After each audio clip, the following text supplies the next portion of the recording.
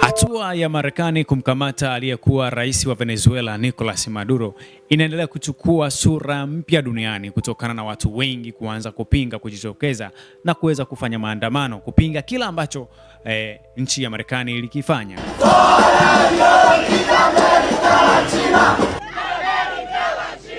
Makundi mbalimbali ya watu kwenye miji mbalimbali duniani wamejitokeza hii leo kupinga hatua ya Marekani kumkamata aliyekuwa rais wa Venezuela Nicolas Maduro. Maandamano hayo yamefanyika kwenye nchi kadhaa za Ulaya, Asia na Amerika Kusini.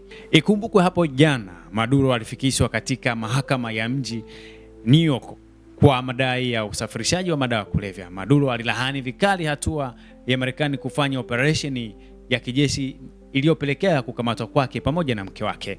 Maduro alisema, mimi sina hatia, siwezi kukubali mashtaka hayo, bado mimi ni rais wa nchi yangu, alisema Nicolas Maduro.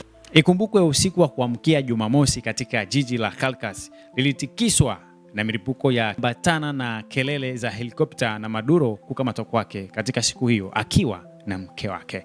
Hii ni CF Media.